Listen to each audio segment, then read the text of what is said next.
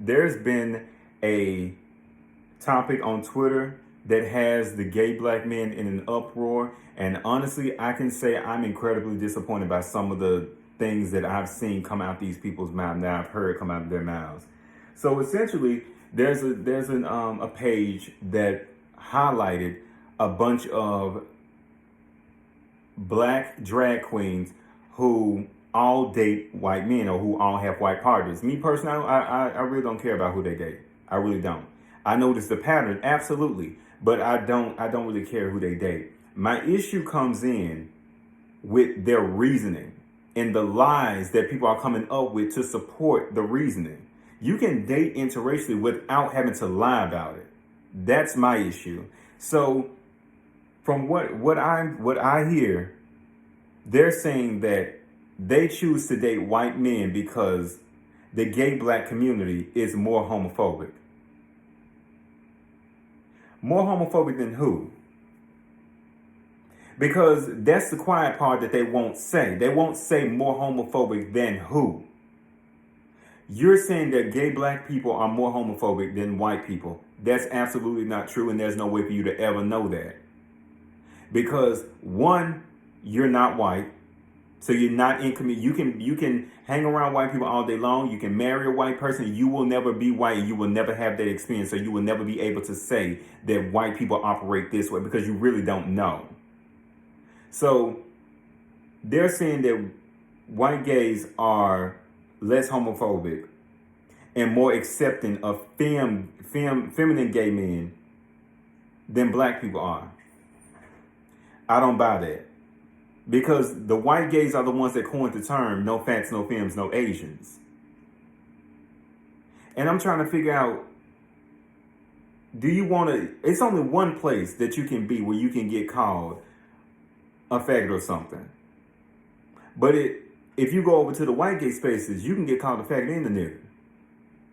And there were even some drag queens that confessed to taking part in race play. I wasn't in the Twitter space when they confessed to that. But me personally, I think it's immoral. I think it's wrong. I think it's extremely counterproductive. But again, that's them. That's them. I personally, I don't like it. I'm not going to sit up here and lie on my community and say that the white gays do XYZ better and that they treat me better. No, because it sounds like you're just advocating for your white savior. And anytime I see these people get online and they are defending their relationships, anytime the people are in interracial relationships get online to defend their relationship, it's always the black person defending the relationship. It's never the white person defending their relationship, ever. I never see that. I'm not going to act like it doesn't exist, but I have seen so many black gays get on Twitter to defend them dating a white man. And the reasoning that they come up with is never a sound reason. It's never just, oh, I just so happen to like them. I just so happen to be working with them. And then we started talking and it went from there.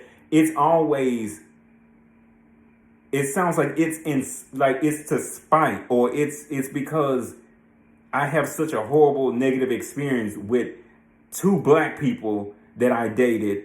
So I just went over here and I'm going to ignore whatever issues he has. But because at least it ain't like these issues. At least it ain't like the experiences that I've had over here.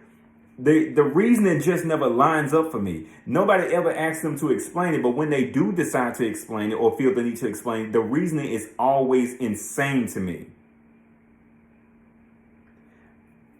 I wish I didn't talk about this on Twitter because, not Twitter. TikTok, because then I would have so much to say. But I've just heard so many black gay men just spitting out bullshit and taking their own experiences and other people's experiences and their own opinions and trying to push it off as a fact for everybody. Because for you to say that the black gay community is so homophobic, it could be homophobic all they want to. At the end of the day, y'all are all still gay. So what you gonna do? Is that's your reasoning? It's so many gay black men that are embarrassed to say that they like white men. But it's not dating a white man that's the problem. It's always your reasoning behind it, because you know what you sound like. You sound exactly like those straight black men who say, "Oh, I don't date black women because they're so loud, they're so get." You see how you got to put one down in order to uplift another? If you really got to do that, is it all that great? You making this out to be way more than it actually is. You're choosing to ignore red flags over here because you don't want to be over there. I don't get it. It's not anything I would ever do. I don't feel the need to do that. And one thing I'm always do is champion for gay black relationships, because what I realized, I had like a week or two ago, I had a 17-year-old gay black boy reach out to me, and he was talking about, him never seeing any gay black relationships in the media. He only saw on YouTube and things like that. And the reason that I advocate for gay black representation when it comes to love on the TV screens and movies or whatever is because when the younger gays see people on TV, they immediately equate that to success. And if they see a gay black man on TV, they're like, "Oh, he's successful." But then they see who's trailing behind him, who's on his arm. It's a white man. Their brains are automatically being rewired to think, "Oh, in order for me to be happy, to be successful, I need to get me a white man." That's not true. That's the stereotype that I'm trying to break. That's the rhetoric that I'm trying to break and I'm trying to disrupt. And the reason that I have to be loud about it is because there's so many that are naysayers. There are so many people that are trying to work against it, are actively working against it, whether they realize it or not. They're actively working against that. So I feel like I need to be louder when I talk about it. But I'm not saying that one is better than the other, but what I am saying is that both needs to be shown.